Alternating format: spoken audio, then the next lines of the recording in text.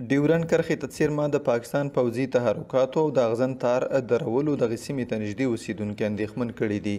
دا قومي مشران وایي پاکستاني حکومت له ډیورنډ کرښې څو سوه متره دېخوا اغزن دیوال راتېر کړی او لا هڅه کوي مخکې راشي. هو همدغه شوي د بعضې منطقو کې دی سیمې خاردار زموږ ساحې ته را تېر کړی دی، بعضې کې 100 متره، بعضې کې 200 متره، بعضې کې 500 متره. خو خیر هغه سیمې خاردار څه دونه مهمه خبره نه ده. په سیمې خاردار سره موږ پښتانه څوک بېلولی نه شي، موږ ملتونه ولسونه سره په سیمې خاردار څوک بېلولی نه شي.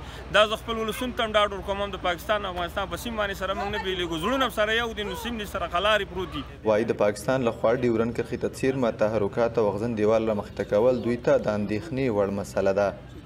منګه دا خبره صحیح ده چې دا دغه خپل ټاکلي حد نه چې کوم یو دی د پاکستان پوځیان را تېر شوي دي او منګه دغه سیمې خاردار ورته وی او که هر شی ورته وی دغه منګه نه منو او دغه چې کوم یو دی منګه همیشه دغه غندلی دی او زمونږ خلک چې کوم یو دي د افغانستان خلک هېڅکله دغه نه مني.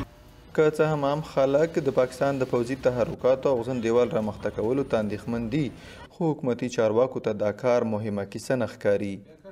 منګه که اوس دا وایي چې نه دا شی دلته مه کوه دلته یې تېر کړه، معنا دا ده چې په دې کې زه موافق یم ورسره.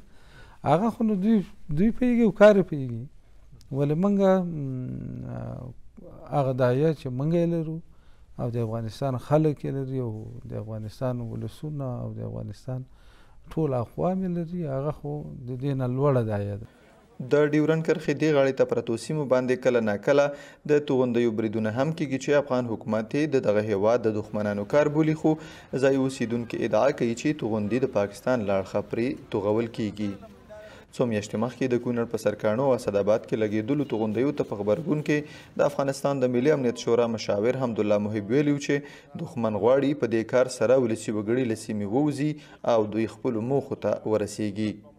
پاکستان تر اوسه پورې په رسمي توګه د ډیورنډ کرښې پر دې غاړې د لګېدلو توغندیو په اړه څه نه دي ویلي، خو په پاکستان کې میشت خبریالان وایي چې دغه هیواد کله ناکله هغه سیمې په نښه کوي چې له کومو ځایونو یې چې پر امنیتي پوستو بریدونه کیږي.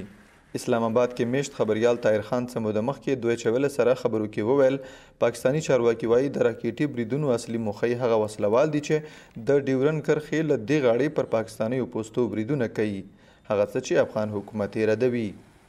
د ډیورنډ کرښې دې غاړې ته څیرمه د کونړ له دوکلامه ان تر چمنه له سلګونو کلیو د توغندیو له ویرې ډېر خلک وتلي او خوندي ځایونو ته کډه شوي دي.